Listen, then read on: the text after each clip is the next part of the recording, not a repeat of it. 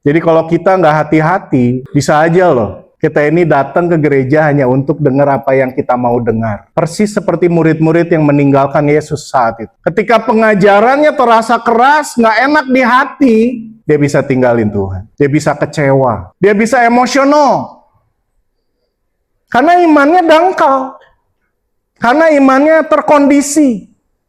Imannya emosional. Bukan iman yang sejati.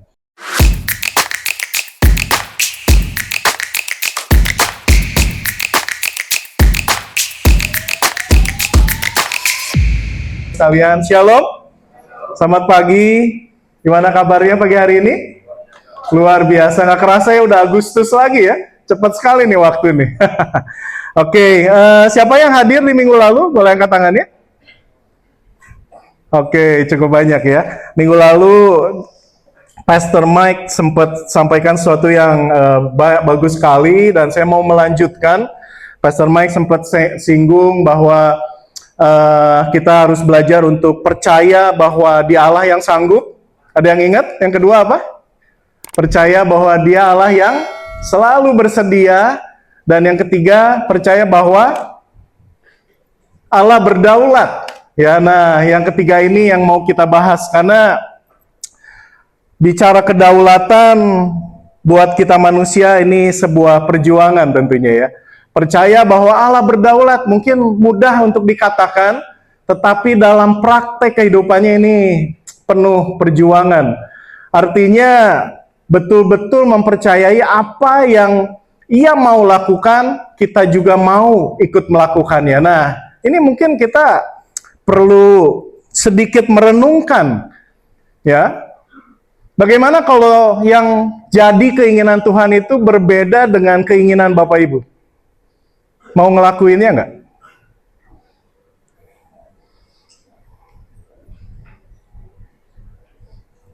Kok nggak ada yang jawab? Mau ya? Kalau nggak enak gimana, Bu? Nggak apa-apa, wah kasih tepuk tangan buat Ibu Rita. Ya, nggak ada tepuk tangan nih. Tepuk tangan dong buat Ibu Rita. Ya memang bilang atau mengatakan percaya bahwa Allah berdaulat itu memang seperti itu, Bapak Ibu. Bagaimana kalau Tuhan itu punya keinginan yang berbeda dengan kita? Kita masih mau melakukannya nggak? Masih percaya nggak sama Dia? Gitu. Ya. Bagaimana kalau kita seperti Rasul Paulus? Rasul Paulus dipakai Tuhan, tapi kedaulatan Tuhan membuatnya dia banyak waktunya dihabiskan di penjara dan hampir dibunuh. Bagaimana kalau keinginan Tuhan itu seperti itu, Bapak Ibu? Apakah masih mau untuk melakukannya? Atau jangan-jangan kita punya keinginan yang lain sebenarnya? Hati-hati, Yakobus mengingatkan bahwa Allah itu nggak pernah mencobai umatnya. Tapi pencobaan itu datang justru karena keinginan kita. Artinya keinginan ini harus diselaraskan sama keinginan Tuhan. Betul nggak sih? Nah, makanya melanjutkan bicara tentang iman, saya hari ini akan share dua hal tentang iman. Yang pertama ini crowd faith, artinya iman kerumunan. Ya, kita mau belajar apa itu iman kerumunan. Karena untuk bisa percaya Allah berdaulat dan menjalani apa yang Tuhan mau, buat saya, kita ini harus bertumbuh dewasa, Bapak Ibu, di dalam iman. Kalau enggak, saya yakin apa yang Ia mau, yang enggak sesuai sama kehendak kita enggak akan mungkin mau untuk melakukannya. Kita malah akan paksa terus untuk Tuhan lakukan apa yang kita mau, dibanding apa yang Dia mau. Nah, mari kita belajar. Ada orang-orang di masa Yesus, mereka punya imannya itu iman kerumunan. Mari kita sama-sama baca. Maka orang banyak berbondong-bondong mengikuti Dia. Bilangnya sama-sama, banyak berbondong-bondong. Berarti ini banyak banget ya. Sebuah kerumunan yang luar biasa besarnya. Mereka datang dari Galilea dan dari Dekapolis, dari Yerusalem dan dari Yudea dan dari seberang Yordan. Wah, asalnya aja berbeda-beda, banyak sekali. Berarti di zaman itu Yesus itu dikerumuni banyak orang.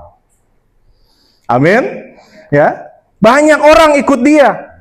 Tapi yang jadi masalah, apa alasan mereka ikut dia? Nah ini nih. Mudah-mudahan ini bisa jadi refleksi buat kita semua. Apa alasan Bapak Ibu ikut Yesus?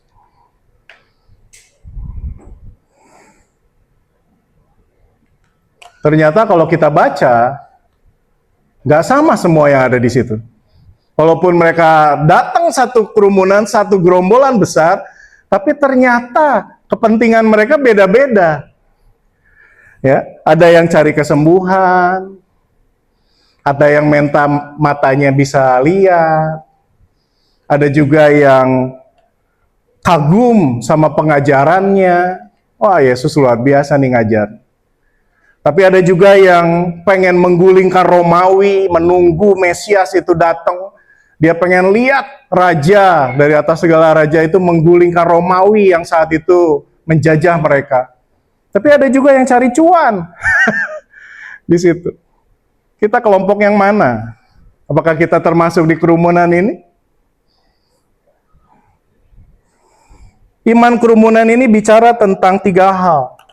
Iman yang dangkal, kondisional, dan emosional. Saya berharap sekali ini nggak ada di kita semua. Amin? Ya, mari cek, jangan sampai iman ini yang kita punya dangkal. Karena iman itu sangat terpengaruh suasana. Semangat kalau di tengah-tengah orang banyak. Kalau orang banyak ke situ, wah cepet tuh. Ikut, seneng. Tapi goyah kalau sendiri. Dia nggak tahan kalau sendiri. Dia nggak tahan kalau ada tekanan. Tapi kalau lihat orang banyak ngumpul, wah seneng tuh. Dia ikut-ikutan ngumpul. Imannya karena ikut kebanyakan orang. Bukan karena keyakinannya sendiri. Kondisional. Terkondisi. Setia selama Yesus kasih manfaat. Wah ngeri ya. Kalau Yesus udah nggak kasih manfaat, kesetiaannya bisa luntur tuh. Dia bisa ninggalin.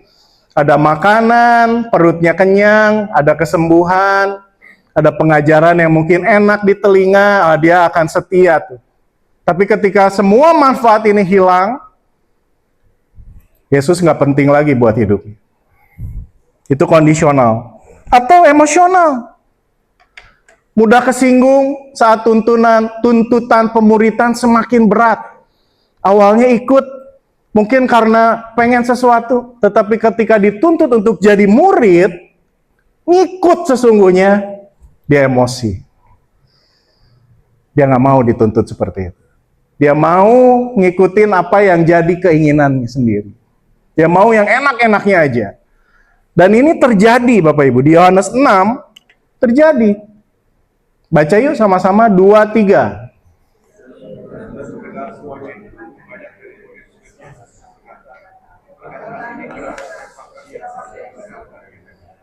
Yang ngumpul di situ siapa Bapak Ibu? Murid loh.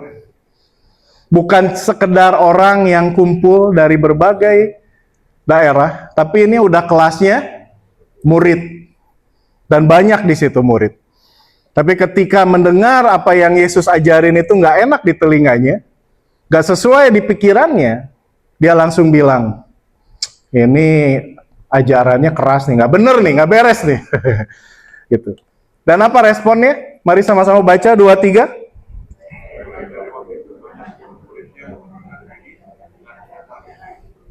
Ternyata level murid pun imannya, iman kerumunan, dangkal, kondisional, emosional. Dia nggak punya kesetiaan. Apalagi bicara percaya sama kedaulatannya Tuhan. Nggak penting ketika manfaatnya hilang. Ketika manfaatnya udah nggak dirasa lagi. Hilang juga imannya. Hilang juga rasa percayanya. Jadi ini yang terjadi, sebuah kontras. Orang-orang yang berkerumun mungkin bilang Hosana ketika Yesus masuk ke Yerusalem. Mereka juga yang teriakan, salibkan dia. Orang-orang yang sama, yang imannya nggak betul-betul setia kepada Kristus. Makanya sungguh jangan sampai iman ini yang kita miliki ya Bapak Ibu ya. Bilang sama sebelahnya, kamu jangan gitu ya.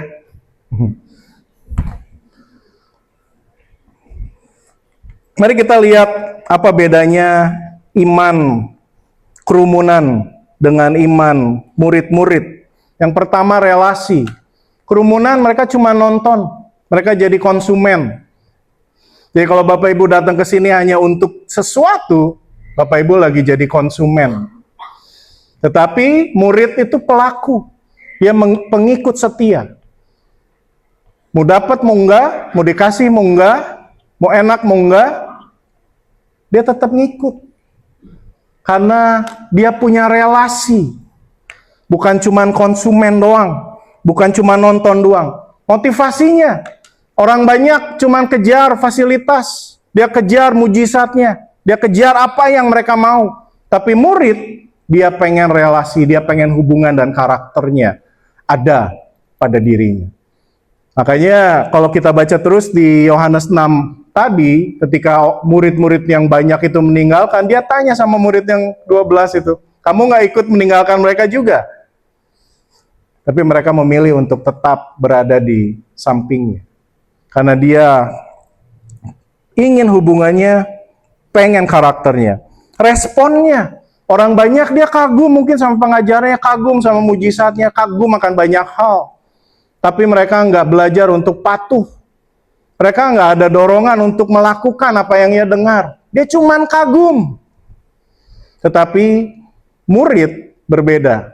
Memurid, dia patuh dan dia mau untuk melakukannya. Dari sisi komitmen, orang banyak crowds bertahan selama nyaman dan bermanfaat. Tapi ketika udah nggak nyaman lagi, udah nggak bermanfaat lagi, mereka mudah sekali untuk meninggalkan Tuhan. Tetapi murid rela meninggalkan segala sesuatu. Sama-sama bilang, yuk, rela meninggalkan segala sesuatu. Itu udah ada di Lukas 5 ayat 11, saya nggak bacakan di sini. Dalam tekanan, kalau kerumunan nonton dari jauh, bahkan ikut cemooh, dia ikutin aja yang banyaknya kemana. Karena dia nggak punya prinsipnya cuma satu simpel, yang aman buat dirinya, yang dapat manfaat pokoknya untuk dirinya. Tetapi murid, walaupun krisis, tetap dia jadi saksi, tetap dia dipulihkan. Oleh karena itu pesan saya hari ini adalah, mari cek yuk. Jangan sampai kita ini jadi Kristen yang konsumeris, percaya sama Tuhan karena ingin sesuatu dari Tuhan. Kita ini murid Bapak Ibu. Amin. Amanat agung, ada yang hafal? Apa? 2, 3. Ya, jadikanlah semua bangsa konsumenku. Bukan, jadi muridku. Jadi kita ini harus belajar jadi murid. Bukan konsumen. Bukan untuk consume terus Tuhan. Ngerecokin Tuhan untuk sesuatu, untuk kepentingan kita sendiri. Enggak. Murid belajar dari gurunya. Amin. Murid belajar untuk melakukan seperti gurunya. Murid belajar untuk jadi seperti gurunya. Di 2 Timotius 4 ayat 3 dikatakan, karena akan datang waktunya orang tidak dapat lagi menerima ajaran sehat. Tetapi mereka akan mengumpulkan guru-guru menurut kehendaknya untuk memuaskan keinginan telinganya. Jadi kalau kita nggak hati-hati, bisa aja loh. Kita ini datang ke gereja hanya untuk dengar apa yang kita mau dengar. Persis seperti murid-murid yang meninggalkan Yesus saat itu. Ketika pengajarannya terasa keras, nggak enak di hati, dia bisa tinggalin Tuhan. Dia bisa kecewa. Dia bisa emosional. Karena imannya dangkal. Karena imannya terkondisi. Imannya emosional. bukan iman yang sejati. Makanya di ibadah kedua saya mau share iman batu karang. Kalau Bapak Ibu mau dengar, silakan datang di ibadah kedua. Ya. Hati-hati Bapak Ibu. Yang pertama, waspadai jangan sampai kita ini jadi Kristen yang konsumeris. Hanya ingin dapat sesuatu dari Tuhan, tetapi nggak mau melakukan apa yang jadi kehendak Tuhan. Ya. Kalau kita nggak mau melakukan apa yang jadi kehendak Tuhan, berarti kita nggak percaya Tuhan berdaulat dalam hidup kita. Amin. Kita akan kecewa ketika kita mungkin ditempatkan dalam kondisi atau tempat yang mungkin nggak sesuai ekspektasi kita. Kita akan kecewa ketika kita ketemu mungkin ditempatin sama orang-orang yang nggak sesuai sama harapan kita. Karena kita punya keinginan sendiri. Oleh karena itu, yang kedua yang penting adalah mari transisi dari penonton jadi murid. Sama-sama bilang yuk, transisi.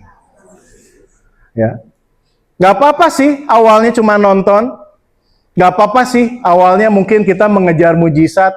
Saya juga dulu lagi awal-awal serius sama Tuhan. Saya pikir Tuhan saya itu Tuhan yang selalu mujizat gitu ya.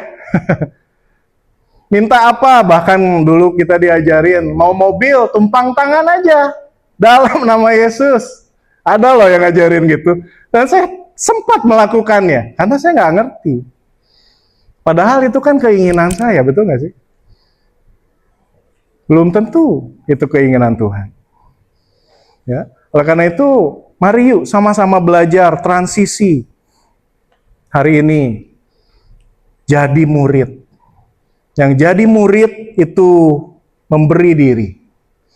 Udah nggak lagi meminta banyak hal kepada gurunya, tetapi belajar dari gurunya. Dan memberi diri bagi gurunya. Amin. Mari kita sama-sama baca yuk, 2, 3.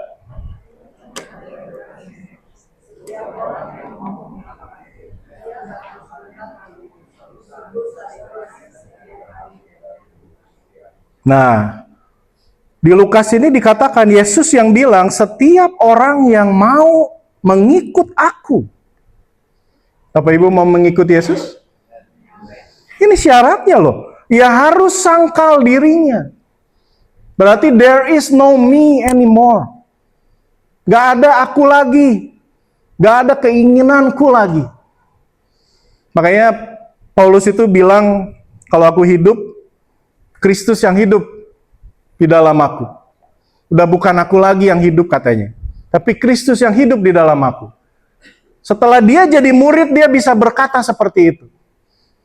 Harusnya ini juga yang kita katakan ketika kita berproses jadi murid. Udah bukan saya lagi. Tapi Kristus yang hidup di dalam aku. Semua untuk dia. Apapun yang dia mau, saya akan mau melakukannya. Amin. Ya. Mau diutus kemana aja, mau suruh ngelakuin apa aja, bersedia untuk melakukannya. Karena memang ini syaratnya aja, yang mau ikut dia harus sangkal dirinya dan pikul salibnya. Ini bukan salibnya Yesus yang dipikul ya, tapi masing-masing kita ketika kita ikut Yesus, kita harus memikul salib kita sendiri. Salib itu apa sih? Di zaman itu? Salib itu kan tempat hukuman ya, tempat mati. Artinya kalau memikul salibnya sendiri berarti selama ikut Yesus harus siap mati. Dan di zaman itu murid-muridnya benar-benar real, dia harus siap mati karena kalau ketahuan mereka akan dibunuh. Buat kita mungkin nyaman-nyaman aja, tapi maknanya buat kita adalah kita mau mati daging ini. Kalau benar-benar mau ikut, baru tuh percaya Allah ini berdaulat. Allah yang Adonai. Tuhan, pemilik kehidupan. Jangan sampai kita percaya dia Tuhan, tapi kita berdaulat atas hidup kita sendiri. Ngatur hidup kita sendiri. Gak melepaskan kedaulatan itu ke tangan Tuhan. Gak mau diatur. Gak mau diajar. Dia Allah yang Yahweh. Amin. Allah yang punya semuanya. Segala sesuatunya ada karena Dia. Jadi ketika kita sebut namanya aja, harusnya kita sudah mengerti bahwa Dia itu berdaulat dalam hidup kita. Kita nggak punya hak sedikit pun. Amin. Ya.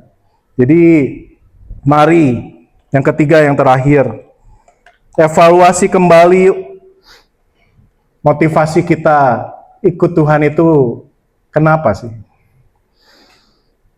Apakah mau jadi murid atau cuma mau jadi konsumen? Mari cek Bapak Ibu. Berharap sekali kita semua ini mau jadi murid. Amin. Kalau jadi konsumen itu gampang, ya kan? Kalau nggak sesuai, komplain. Nggak sesuai, marah. Makanya nggak heran kalau hidup kita ini banyak kecewa, karena ketika kita nggak dapat apa yang kita mau, kita jadi marah. Karena kita memperlakukan iman kita ini seperti konsumen. Seakan-akan Tuhan harus kasih, Tuhan harus beri apa yang kita mau. Kita lupa bahwa Dia itu Allah yang Yahweh dan Adonai. Pemilik kehidupan kita. Dia Tuan atas hidup kita. Harusnya kita yang nanya sama Tuhan kita. Amin. Bukan kita yang ngatur Tuhan kita. Bapak Ibu yang bekerja punya pemimpin, berani nggak ngatur pemimpin Bapak Ibu sendiri? Enggak ya? Kita harus tunduk dan taat sama mereka. Harus nanya sama mereka. Orang itu mari yuk sama-sama evaluasi. Apa motivasi saya ikut Tuhan? Kalau awalnya mungkin karena butuh kesembuhan, oke. Tapi mujizat itu diberikan supaya kita semakin mengenal Tuhan. Nggak berhenti hanya sampai mujizat. Dan kemudian terus menginginkan mujizat yang lain. Mujizat diberi supaya kita melihat kuasa Tuhan. Supaya kita jadi percaya sama Tuhan. Tetapi ketika setelah kita percaya, kita harus jadi muridnya. Amin. Ya, harus jadi muridnya. Harus mau diajar. Harus mau ngikut apa yang Tuhan ajarkan. Amsal 2:1 ayat 2 dikatakan, setiap jalan orang adalah lurus menurut pandangannya sendiri. Tetapi Tuhanlah yang menguji hati. Mari cek, hati-hati, jangan sampai kita anggap ini lurus nih. Taunya sebenarnya udah belok dari apa yang Tuhan mau. Rasanya ini kehendak Tuhan, tapi padahal keinginannya dirinya sendiri. Dia lagi puasin dirinya sendiri. Dia lagi puasin jiwanya sendiri. Padahal kita ini ciptaan. Ciptaan selalu memuaskan Sang Penciptanya. Amin. Yang namanya yang diciptakan selalu memuaskan yang menciptakannya. Dia nggak pernah memuaskan untuk dirinya sendiri. Makanya kenapa kita pakai bahasa rohaninya itu, Tuhan aku mau menyenangkan-Mu. Ya, karena Dia Yahweh, Sang Pencipta. Kita yang diciptakan. Kita ada untuk yang menciptakannya. Amin. Nah karena itu yuk mari sama-sama belajar melangkah dari kerumunan. Belajar. Karena Yesus pun bilang kan, di Matius 7 ayat 13, masuklah melalui pintu yang sesak itu, karena lebarlah pintu dan luaslah jalan menuju kepada kebinasaan. Dan apa? Banyak orang masuk melaluinya. Yang lebar, yang Yesus tidak sarankan, justru yang banyak orang masuk ke situ. Memang jalan bersama Yesus itu adalah jalan yang mungkin sepi. Bukan jadi pilihan banyak orang. Tapi apakah Bapak Ibu mau menjalaninya? Murid itu nggak selalu banyak. Nggak seperti kerumunan yang datang. Tapi itu yang Tuhan mau. Supaya kita ini jadi murid. Amin. Jalannya mungkin sempit, sesak, nggak enak, penuh tekanan. Kalau saya pernah pelajari ayat ini, nanti kalau ada kesempatan di lain waktu saya akan coba bagikan. Itu perjalanan yang sangat nggak enak sekali sebenarnya. Yesus cerita atau Yesus ngomong tentang pintu yang sesak ini bukan cuma sekedar pintu yang kecil, tetapi memang ngegambarin bahwa perjalanan iman sampai kepada kehidupan itu adalah perjalanan yang betul-betul penuh perjuangan. Makanya kenapa butuh iman. Amin. Kalau enak, nggak perlu iman Bapak Ibu. Kenapa perlu iman? Karena memang mengikut Yesus itu nggak mudah. Kalau mau jadi seperti dia, nggak mudah. Kalau mau jadi murid, nggak mudah Bapak Ibu. Tapi kalau mau jadi kerumunan, gampang. Pilihan ada di tangan Bapak Ibu sekalian. Mau jadi kerumunan orang banyak yang satu hari nanti mungkin kalau Tuhan nggak kasih seperti yang kita mau, kita bisa kecewa, kita bisa tinggalin Tuhan, marah sama orang, atau kita mau jadi punya iman seperti murid. Pilihannya ada di tangan kita hari ini. Di gereja ini ada peka, ada komunitas, disediain supaya kita bisa belajar jadi murid Bapak Ibu. Amin.